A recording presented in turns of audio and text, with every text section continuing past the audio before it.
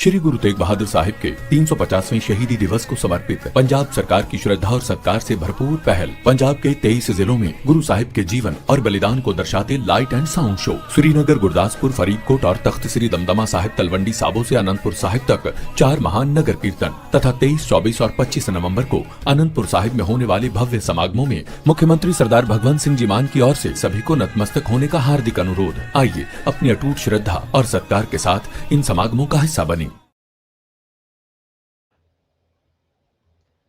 नमस्कार, आप देख रहे हैं 4 PM और मैं हूं आपके साथ निधि तिवारी। बिहार में चुनावी नतीजे आए हुए 5 दिन हो चुके हैं, लेकिन सरकार गठन की प्रक्रिया अभी तक शुरू नहीं हुई है।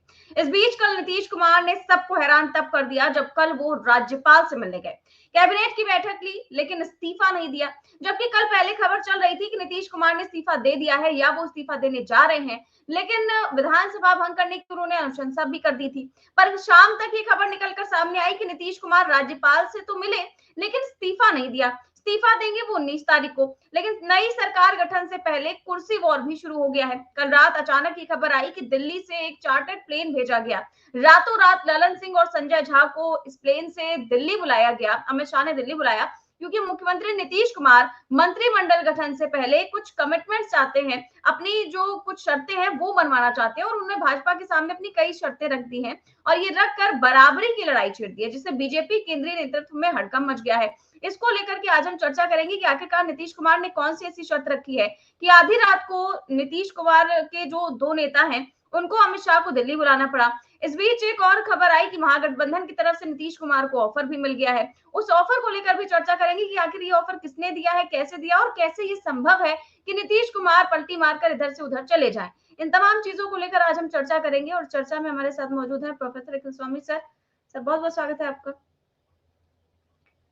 तो सर, जैसा कि हम देख रहे हैं कि चुनाव के दौरान नीतीश कुमार को जिस तरीके से नीचा दिखाया गया बीजेपी की तरफ से, अब नीतीश कुमार उसका पूरा जवाब दे रहे हैं। बीजेपी की आंख में आंख डालकर ये भी कह रहे हैं कि बीजेपी इस गलतफहमी में ना रहे कि अगर 4 सीटें ज्यादा उनकी आ गई हैं, जेडीयू से ज्यादा आ गई हैं, तो उनकी चलेगी, होगा वही जो हम चाहेंगे, नहीं तो दूसरा विकल्प और दूसरे दरवाजे हमारे लिए खुले हुए हैं।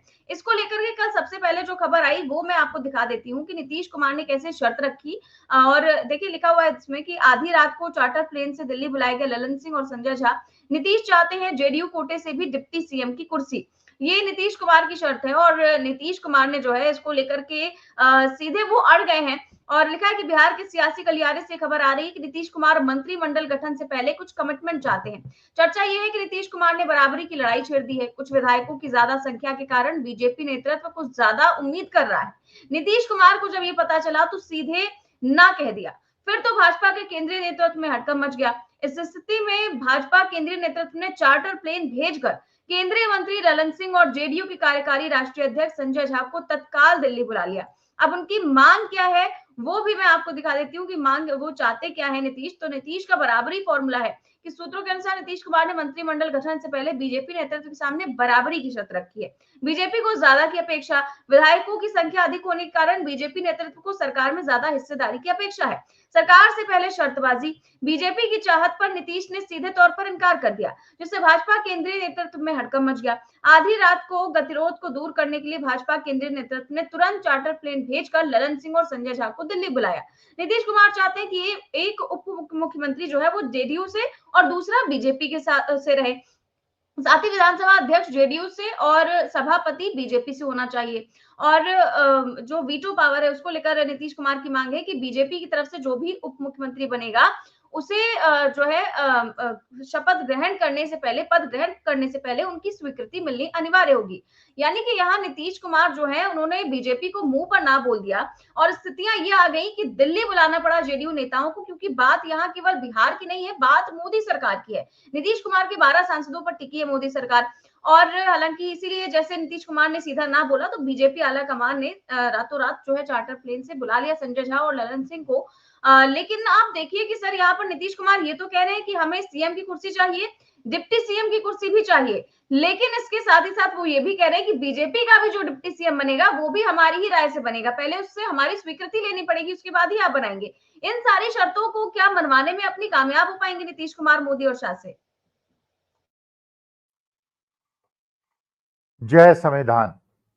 देखिए निधि, मैं तो भगवान से ये प्रार्थना करता हूं कि नीतीश कुमार जी को सद्बुद्धि आए और देश को उस दिशा में न ले जाएं जो कि बांग्लादेश में आप देख रहे हैं। देखिए, बांग्लादेश में कल वहां के ट्राइब्यूनल ने यह निर्णय लिया कि शेख हसीना, जो शेख मुजीबुर रहमान की बेटी और जो वहां के राष्ट्रपिता बांग्लादेश के कहे जाते हैं, और हमने तो जवानी में शेख मुजीबुर रहमान को देखा है, उनकी बेटी का आज यह हाल हो गया कि विश्व के अंदर एक भी देश उनको प्रश्रय देने को तैयार नहीं, और भारत ने उन्हें प्रश्रय दिया और उसके बाद उनको मृत्यु दंड दिया गया है। मृत्यु दंड, फांसी की सजा। उनके गृह मंत्री को भी दिया गया है फांसी की सजा। शेख हसीना के दोष क्या थे जो उन पे चार्जेस थे? 3 चार्जेस थे। पहला ये चार्ज था, और जरा कंपेयर करती चलिएगा, और जो लोग आजकल थोड़ी निराश हो रहे हैं उनको ये बात समझनी होगी। अगर आप इतिहास पढ़ेंगे और अगर आप हिटलर, मुसोलिनी या शेख हसीना का इतिहास समझेंगे तो आपको समझ में आएगा निराशा से कोई काम नहीं होता है। आज के तारीख में जर्मनी के अंदर अगर आप हिटलर का नाम ले लें तो वो दंडनीय अपराध है। आपको हिटलर की एक फोटो दिखाई नहीं पड़ेगी। शेख हसीना ने 3 गलतियां की। पहली गलतियां ये की कि उन्होंने अपने ही पार्टी के लोग, अपने ही समर्थकों को सरकारी नौकरियों में बिठा दिया। आपके देश में क्या हो रहा है? आपके देश में आज के तारीख में वाइस चांसलर साहब देख लीजिए, प्रोफेसर देख लीजिए, और जो वामपंथी विचारधारा के लोग हैं उनके बच्चों को यूनिवर्सिटीज में नौकरियां नहीं मिल रही हैं। नंबर 1। नंबर 2, पैसे का दोहन। ये श्रीलंका में भी हुआ, ये नेपाल में भी हुआ, और ये बांग्लादेश में भी हुआ। पैसा पैसा पैसा।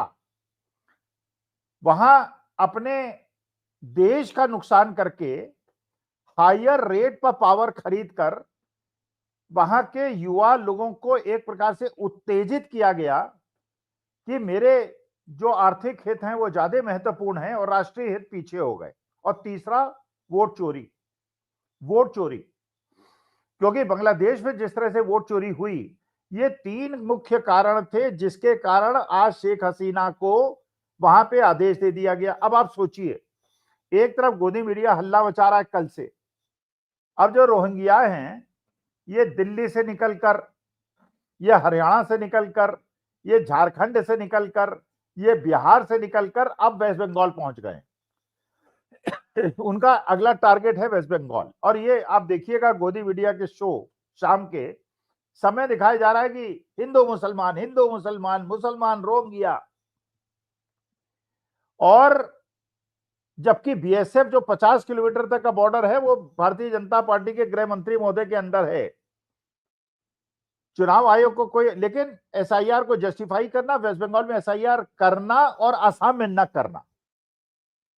अब नीतीश कुमार, अगर परमेश्वर उन्हें सद्बुद्धि दे और देश को बचाने की जिम्मेदारी जो बिहार की जनता निभाना चाहती थी, उसको एसआईआर के माध्यम से, चुनाव आयोग के माध्यम से और बीएलओस को बलि का बकरा बना के,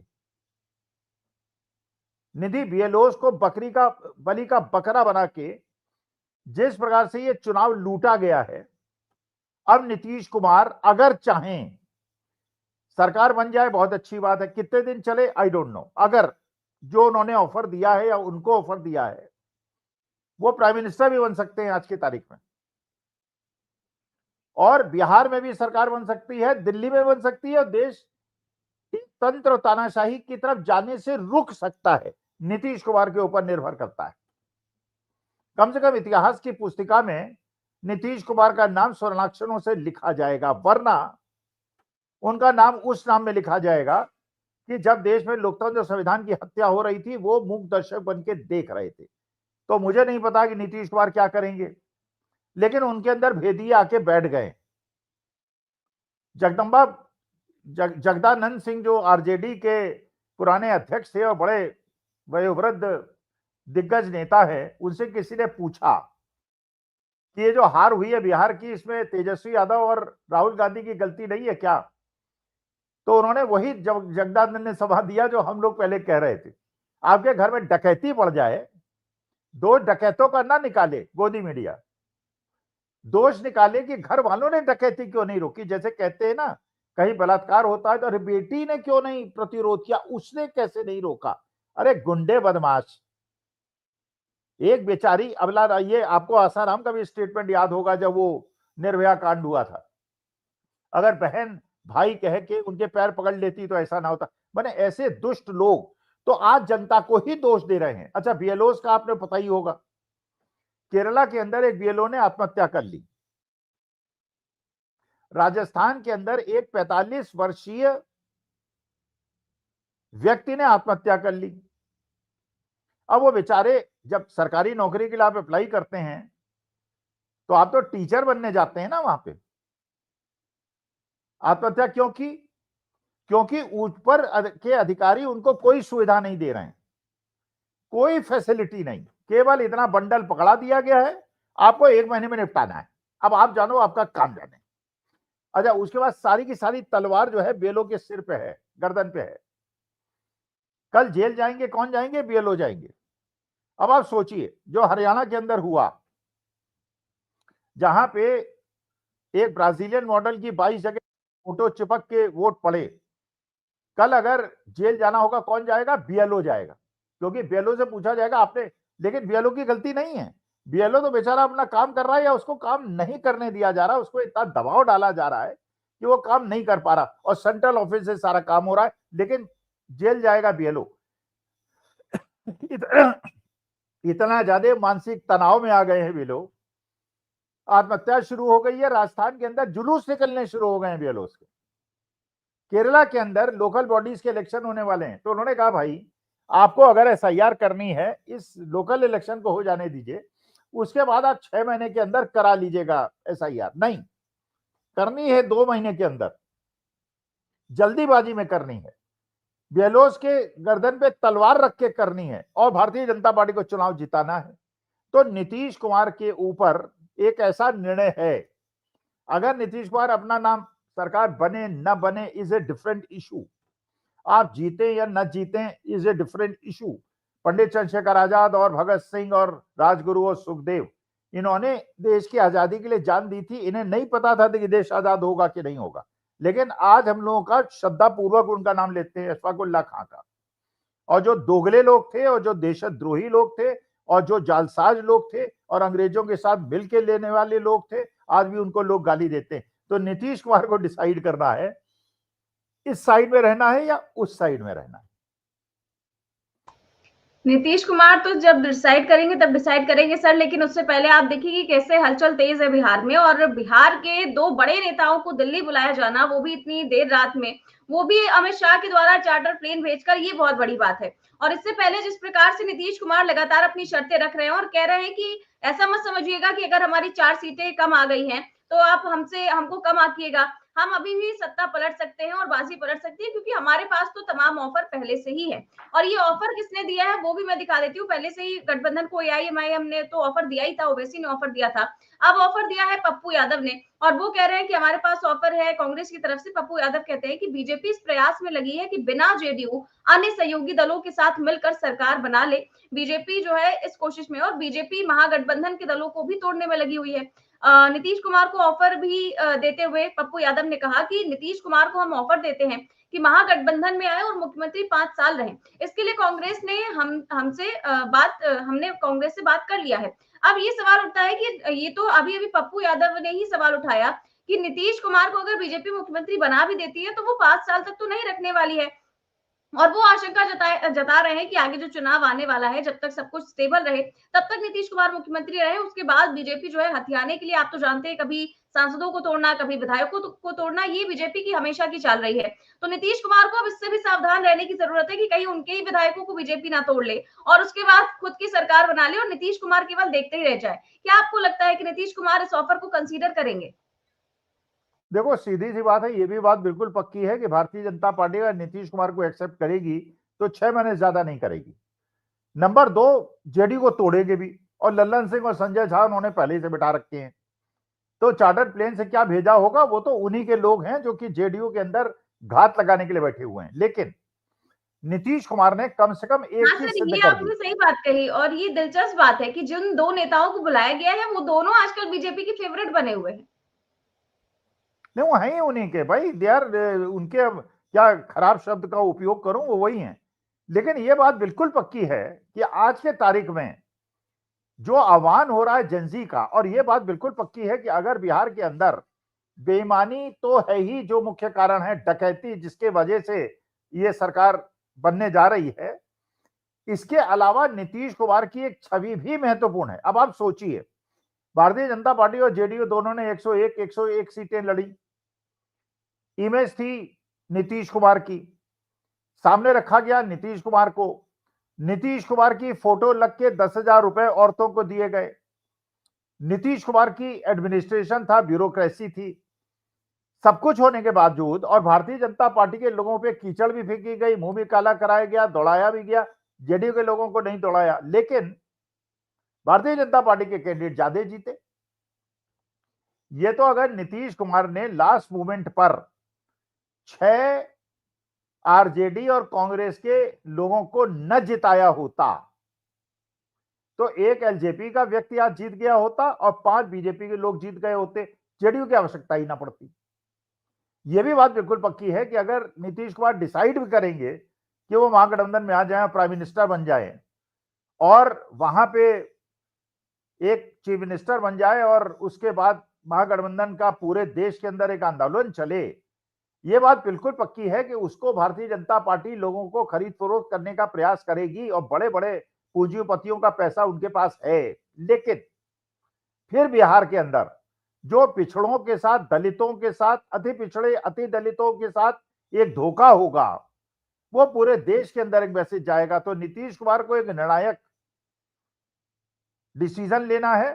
अब वो क्या निर्णय लेंगे ये नीतीश कुमार जाने, लेकिन अगर उन्होंने गलत निर्णय दिया तो देश के लोकतंत्र संविधान में जो हमारे हत्यारे हैं उसमें कहीं ना कहीं लिस्ट में उनका नाम होगा। लेकिन अगर उन्होंने ये कर दिया तो उनका नाम भी फिर ऐसे लिया जाएगा कि आगे आने वाली पीढ़ियां भी नीतीश कुमार की फोटो अपने, जैसे मैंने बाबा साहब भीमराव अम्बेडकर की लगा रखी है अपनी पीछे, उसी प्रकार नीतीश कुमार की लगेगी। तो ये देखिए, हम लोग भी जो कर रहे हैं, नीतीश सोचो हम लोग क्यों कर रहे हैं, हमें क्या फायदा है? केवल इसलिए कि अगली पीढ़ी में कैसे याद करेगी, अगली पीढ़ी हमको एक लोकतंत्र संविधान के रक्षक के रूप में याद करेगी या हत्यारे के रूप में, वरना किसको नुकसान है? अरे हजारों लाखों लोग शामिल हो गए हैं, ज्ञानेश कुमार गुप्ता शामिल हो गए हैं, बड़े बड़े लोग उसमें शामिल हो गए हैं डकैती के अंदर, और अपने को बचाने के लिए डकैती में शामिल होने में कितना टाइम लगता है। लेकिन हमें अपनी उस इमेज की चिंता है, जब हम चले जाएंगे उसके बाद लोग हमको कैसे याद करेंगे। तो नीतीश कुमार को भी ये चिंतन करना चाहिए। उम्र अच्छी खासी उनकी हो गई है और उनकी वो इच्छा तो नहीं है जो एक साहब है 75 साल के कहते हैं मैं 90 साल तक करूंगा, और दूसरों को 75 साल में रिटायर करते हैं और खुद 90 साल तक काम करते हैं। लेकिन बांग्लादेश का उदाहरण सबको याद कर लेना चाहिए। बांग्लादेश हो या फिर सर नेपाल हो और अब देखिए मैक्सिको है सब में इसी तरीके का प्रदर्शन लगातार चल रहा है और जेनजी सड़कों पर उतर आए हैं। हमारे यहाँ जिस प्रकार की चीजें चल रही हैं वो तो आप जानते ही, कैसे धर्म की जो अफीम है वो चटा दी जाती है और उसके बाद सब कुछ मामला शांत हो जाता है।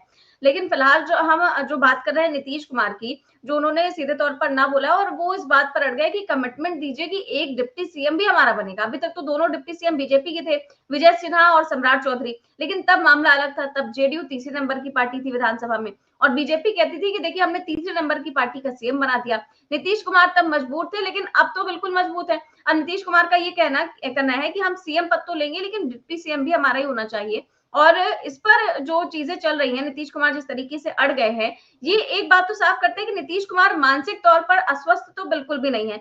जब बार्गेनिंग की बारी आती है, जब राजनीति की बारी आती है, जब अपनी पार्टी के लिए फैसले लेने की बारी आती है, तो नीतीश कुमार एकदम ठीक हो जाते हैं। लेकिन जिस प्रकार की चीजें फैलाई गई नीतीश कुमार को लेकर, अब क्या आपको लगता है कि बीजेपी उनकी ये शर्त मानने पर मंजूरी देगी या फिर नहीं देगी? क्योंकि 12 सांसद भी है नीतीश के पास और इन पर बीजेपी अभी भी टिकी हुई है और इसलिए मुझे लगता है कि नीतीश कुमार की सारी शर्तें तो माननी पड़ेंगी बीजेपी को, या फिर कोई दूसरा पैंतरा आजमाया जाएगा। देखिए, जो 12 सांसद हैं उनको भी तोड़ने की पूरी प्रक्रिया, उसमें एक तो लल्लन सिंह खुद है। लल्लन सिंह भी लोकसभा के सांसद हैं और सवर्ण जितने भी सांसद हैं वो भारतीय जनता पार्टी के साथ मर्ज होने के लिए तैयार हैं, और जितने बैकवर्ड और ओबीसी और अति दलित हैं वो जेडीयू में रह जाएंगे। तो धोखा तो वहां भी होने वाला है। और देखिए, ये भी बात बिल्कुल पक्की है कि ये जो writing on the wall is very clear, but the decision has to be taken. Nitish Kumar को धोखा मिलेगा, लेकिन नीतीश कुमार को एक और, जैसे आपने सुना होगा, आपके भी घर में ऐसे बूढ़े लोग होंगे। हमने देखते थे कि हमारे जमाने में जब हमारे बुजुर्ग होते थे, बूढ़े लोग होते थे ना, जब उनके मन की बात होती थी उनको सुनाई पड़ने लगता था, और जब उनके मन की बात नहीं होती थी वो सुनते नहीं थे। वे कहते थे कि सुनाई नहीं दे रहा है, सुनाई नहीं दे रहा है। ये क्या, मेरे में तो अभी वो प्रवृत्ति नहीं आई है। तो नीतीश कुमार उसी प्रकार की कोई चीज है। उन्होंने सहानुभूति लेने के लिए, और इस ट्रैप में महागठबंधन आ गया, उन्होंने सहानुभूति लेने के लिए ये उड़वा दिया कि मेरी मानसिक स्थिति ठीक नहीं है। अच्छा, पूरा महागठबंधन चढ़ गया, ये उनकी मानसिक स्थिति ठीक नहीं है। उससे क्या हुआ, जनता में उनके प्रति एक सम्मान बढ़ गया। ये बेचारा बुजुर्ग आदमी, बेचारा बूढ़ा आदमी, और भारतवर्ष में जाइए कुछ भी हो, औरतों के प्रति और बूढ़ों के प्रति सम्मान तो है, मतलब अंदर से हो ना हो लेकिन बाहर से दिखाते हैं। तो अब वो नीतीश कुमार की उसकी सहानुभूति मिल गई और उसके बाद फायदा उठा लिया उन्होंने। अब उनका दिमाग ठीक हो गया। तो वही है, जब सुनना है तो सुनो, और जब न सुनना है मत सुनो। जैसे पंडित नारायण दत्त तिवारी के बारे में फेस था, उनका एक कान चलता था, दूसरा कान नहीं चलता था। तो जब उन्हें नहीं सुनने, किसी आदमी की बात नहीं सुननी होती तो गलत कान की तरफ कहते थे आके बोलो, और उन्हें सुनाई नहीं देता था। और जब सुनना होता था, काम करना होता था, तो दाएं कान में सुनते थे कि भैया आओ इधर बोलो, क्योंकि तब उन्हें सुनाई देता था। तो ये राजनीतिक लोग हैं, इनकी भी नौटंकियां अलग अलग प्रकार की होती है, और नीतीश कुमार भी किसी नौटंकी बात से कम नहीं है।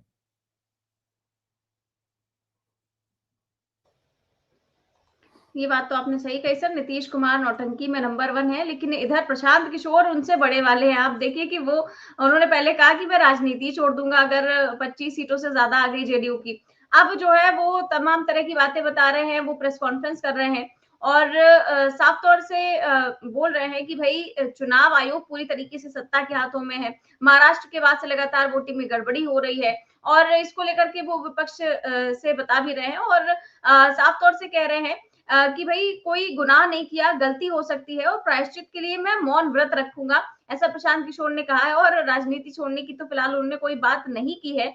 और साथ ही साथ वो और भी चीजें कह रहे हैं कि जो लोग भी राजनीति में इंटरेस्ट रखते हैं उनसे कहना चाहता हूं कि आप सर्वे के लिए 5 सीटें चुन लो। आधे से ज्यादा लोग बीजेपी और जेडीयू के अलावा एनडीए की पार्टियों का चुनाव चिन्ह नहीं बता पाएंगे, जिन्हें हर विधानसभा में 1 लाख से ज्यादा वोट आया है। ये उन्होंने जो बड़ी बात कही है प्रशांत किशोर ने, और आपने सुना ही होगा जो प्रेस कॉन्फ्रेंस हुई, उस पर आप क्या कहेंगे? भाई, एक तो प्रशांत किशोर को किसी भी हालत में राजनीति नहीं छोड़ना चाहिए, इसको एक चैलेंज की तरह लेना चाहिए।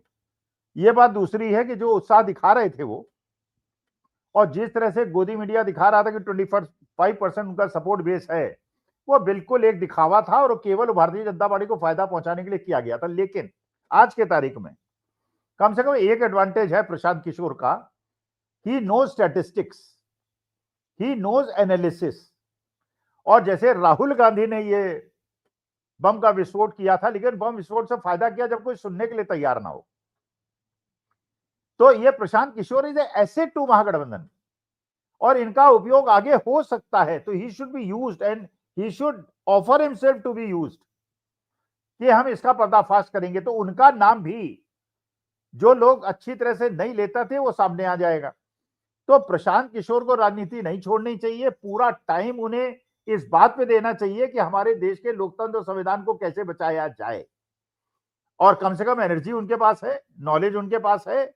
और जो प्रेस कॉन्फ्रेंस उन्होंने की, और कल उदय सिंह ने जो प्रेस कॉन्फ्रेंस की थी, उस बात से बिल्कुल क्लियर हो गया है कि अब एक जो इंटेलेक्चुअल मुहिम है। अब आप देखिए, एक तो ये शेख हसीना वाला मसला, उसके बाद आपको पता है कि अमेरिका में एक लॉबी तैयार हो गई है, और बड़ी पावरफुल लॉबी तैयार हो गई है, जो ये कह रही है कि अमेरिकन कोर्ट के सम्मन के बावजूद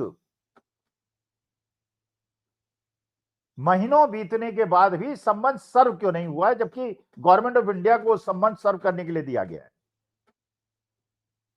तो ये जो पूरी स्थिति बन रही है आज के तारीख में, निधि Prashant Kishor should not leave politics, और ये प्रण ले अगर, अभी तक तो मैं उनको बड़ी इज्जत की निगाह से इसलिए नहीं देखता था क्योंकि जो वो बातें करते थे वो विश्वास योग्य नहीं थी, और गोदी मीडिया जब उनका सपोर्ट करता था मुझे लगता था ये भी गोदी मीडिया के ही कोई प्यादे हैं। लेकिन अगर अगली 1-2 साल उनकी अगर कार्रवाइयों को देखेंगे और अगर इसको मिशन की तरह ठान लेते हैं वो कि देश के संविधान और लोकतंत्र को बचाना है, तो हम भी उनको शुभकामनाएं देते हैं। तो न राजनीति छोड़ें, लड़ें, और जो लोग भी आज योद्धा की तरह देश को बचाने के लिए प्रयास कर रहे हैं हम उनके साथ हैं। बिल्कुल सर, और उन्होंने विपक्ष को एडवाइस भी दी है कि भाई चुनाव आयोग के खिलाफ आपको लड़ना होगा, इकट्ठा होना होगा, वरना हर चुनाव इसी तरीके से हाथ से निकलता जाएगा। और आप देखिए कि वोट चोरी और एसआईआर को लेकर आज कांग्रेस मुख्यालय में भी बड़ी बैठक हुई और उसमें तमाम जो दलों के नेता भी शामिल हुए, और जो कांग्रेस के अध्यक्ष मल्लिकार्जुन खड़गे जो है उनके नेतृत्व में ये बैठक हुई, और इस बैठक में तमाम तरह की चीजें जो है वो सामने आ रही है एसआईआर और वोट चोरी को लेकर। अब ये बैठक तो चल रही है सर, और हमने देखा कि ये बैठक जो है वो चुनाव के पहले भी, हर चुनाव से पहले चलती है, लेकिन वो कुछ हो नहीं पाता, उसका परिणाम कुछ निकल नहीं पाता। इसका परिणाम निकलने के लिए क्या करना पड़ेगा? नहीं, हमारे देखो, मेरे पास तो एक ही हल है, और मैं जानता हूं ये मीटिंग से, ट्वीट करने से, प्रेस कॉन्फ्रेंस करने से, इसीलिए कभी कभी मुझे अखिलेश यादव पे भी गुस्सा आ जाता है, मुझे ममता दीदी पे भी गुस्सा आ जाता है। ममता दीदी ने नोट किया होगा शायद कि कल शाम से गोदी मीडिया का केवल एक मिशन है कि वेस्ट बंगाल के अंदर ममता बनर्जी ने कैसे बांग्लादेशियों को अपने देश में शरण ले रखी है। मैं भी एक गोदी मीडिया के कार्यक्रम में था, मैंने कहा शेख हसीना का स्टेटस क्या है? क्या शेख हसीना बांग्लादेशी मुस्लिम नहीं है? बल्कि बाकी लोग तो मर्डरर्स नहीं है, शेख हसीना तो मर्डरर है, उसपे तो कोर्ट ने डिसीजन ले लिया, उसको आपने शरण क्यों दी? तो प्रश्न यह है, वो नैरेटिव खेलेंगे, बेईमानी होगी। ये दूसरी बात है क्योंकि वेस्ट बंगाल के अंदर अपोजिशन की गवर्नमेंट है, तो बीएलओज उनके अंडर में है, मतलब बीएलओज रिपोर्ट तो करेंगे चुनाव आयोग को, लेकिन कम से कम बहुत ऐसे लोगों के आधे ऐसे होंगे जिनको ममता बनर्जी ने नौकरी दी होगी पिछले 15 साल के अंदर। वही केरला में स्थिति है, वही तमिलनाडु में है, वही तेलंगाना में है, वही कर्नाटका में है। तो कम से कम मैं देख रहा था एक वीडियो, एक बीएलओ महिला तनाव में कहती है, हमसे कहा गया कि नगर निगम चले जाइए, वहां आपको सारी सूचनाएं मिलेंगी। वो कह रही है नगर निगम के अंदर एक भी आदमी हमसे कोऑपरेट करने के लिए तैयार नहीं है। मैं सरकारी अधिकारी कर्मचारी हूं, मैं टीचर हूं, सरकारी टीचर हूं, मेरा कर्तव्य बच्चों को पढ़ाना है, नगर निगम में कोई मुझे कोऑपरेट नहीं कर रहा है। और तनाव की यह स्थिति है जो मैंने पहले आपको बताया, केरला में एक सुसाइड हो गया है, राजस्थान में एक सुसाइड हो गया है, और लोग सड़क पे उतार आए हैं बीएलओस। भाई हमने तो वो जमाना देखा है जब जॉर्ज फर्नांडिस ने रेलवे स्ट्राइक की थी और सारी ट्रेनें बंद हो गई थी, पूरे देश के अंदर यातायात बंद हो गया था। लेबर यूनियन को कुचल दिया आपने फार्मर्स को कुचल दिया। बंबई के अंदर 12 घंटे नौकरी करो तो 12,000 तनख्वाह पाओ, पहले 8 घंटे नौकरी करते थे, अब 12 घंटे नौकरी करो। मैंने देश को ऐसी स्थिति में पहुंचा दिया है। और यह भी प्रशांत किशोर ने कहा, आपने सुना होगा, अभी तो केवल 10,000 रुपए एक औरत को दिए हैं ना हमने, 1.25 करोड़ आपने वादा किया, पप्पू यादव ने कहा 1.25 करोड़ महिलाओं को 10,000 रुपए दिए हैं ना, 18,000 करोड़ का खर्चा आया है ना। अभी तो आपने कहा है 2 लाख रुपए देंगे, 1,90,000 और देंगे, कितने लाख करोड़ का खर्चा आएगा? लेकिन वादा किया है, निभाना चाहिए, और नहीं निभाएंगे। जैसे दिल्ली में नहीं निभाया, जहां झुग्गी वहां मकान, और झुग्गियां तोड़ दी, गरीब आदमी सड़क पे आ गया। लेकिन इनको अब जनता की चिंता ही नहीं है, अब इनको अंधभक्तों की भी चिंता नहीं है, क्योंकि अंधभक्तों की इन्हें जरूरत ही नहीं है। एक नया आरोप लगाया, आपने सुना होगा, हर ईवीएम के अंदर 25,000 वोट पहले से पड़े हुए हैं। आपने यह भी सुना होगा, दोनों डिप्टी चीफ मिनिस्टर सम्राट चौधरी और विजय सिन्हा, दोनों को एक वोट मिला, 1,22,654, दोनों की टैली कर रहे हैं। और 4 लोग ऐसे हैं भारतीय जनता पार्टी के जिनके यही वोट संख्या है। माने हर चीज प्रीफिक्स्ड है। बस इन लोगों को हश्र देखना चाहिए शेख हसीना का।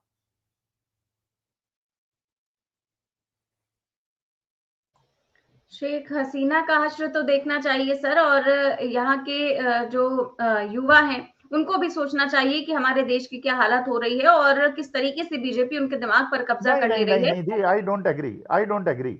ये युवाओं का काम देखिए, युवाओं का कोई नेतृत्व देने वाला आदमी तो हो। ये राहुल गांधी, तेजस्वी और अखिलेश क्या कर रहे हैं भाई? पप्पू यादव क्या कर रहे हैं? पप्पू यादव ने तो कहा भाई, अगर आप एक लीडर, महात्मा गांधी ने कहा था कि युवा क्यों नहीं निकल रहे हैं। जयप्रकाश नारायण की उम्र तो 72, 73, 75 साल थी। उन्होंने कहा युवा क्यों नहीं निकल रहे? तो युवाओं से क्यों एक्सपेक्ट कर रहे हैं भाई? ये कहा उन्होंने शिवानंद तिवारी ने, जो कल भी मैंने आपको बताया था, आरजेडी के बड़े कद्दावर नेता। उन्होंने कहा, मैंने तेजस्वी यादव से कहा था कि एसआईआर के माध्यम से राहुल गांधी जो युद्ध कर रहे हैं इसमें आगे बढ़ो, लाठियां खाओ और जेल जाओ। नहीं, अब तुम सोचते हो प्रेस कॉन्फ्रेंस से और तुम ये नेतागिरी करोगे और अपने घर में बैठोगे और वहां मालपुआ खाओगे और रसगुल्ला और समोसे खाओगे और जनता लाठी खाए। अरे तुमने राजनीति तो तुमने मस्ती का अपना पेशा बनाया हुआ है ना, तुम सड़क पे उतरो ना, फिर जनता ना उतरे तो रही बात। हमारे देश की जो सबसे बड़ी समस्या है निधि, हमारे यहाँ डाइवर्सिटी। कोई तमिल है, कोई तेलुगु है, कोई मलयाली है, कोई उत्तर भारत का है, कोई ऊंची बड़ी धोती वाला है, कोई छोटी धोती है। पहाड़ के अंदर दो प्रकार के ब्राह्मण होते हैं, बड़ी धोती वाले, एक छोटी धोती वाले। कोई सरयू पारीण है, कोई कानिकुब्ज है, कोई गौड़ ब्राह्मण है, कोई राजपूत है, कोई फलाना है, कोई ढिकाना है। तो इतना ज्यादा डाइवर्सिटी है, उनको एकजुट करना बड़ा मुश्किल है। तो युवाओं से अपेक्षा करने से पहले तुम आगे निकलो, और तुम निकलो और लोग ना निकले तब किसी को दोष दो। खुद घर में बैठे रहोगे और दूसरे घर में भगत सिंह पैदा हो और तुम साले मस्ती लो। जब देश में एक जागृति पैदा हो जाए, तुम सत्ता में आ जाओ, मैं उसको एक्सेप्ट नहीं करता। जिस दिन मैं चाहूंगा उस दिन मैं एग्जाम्पल बनूंगा। बिल्कुल सही बात करें सर, बहुत बहुत शुक्रिया आपका आज की चर्चा के लिए। तो आप देख रहे थे आज की चर्चा, कैसी लगी आपको हमें कमेंट बॉक्स में अपनी राय जरूर दें। चैनल को सब्सक्राइब भी करें और ज्वाइन भी करें। नमस्कार।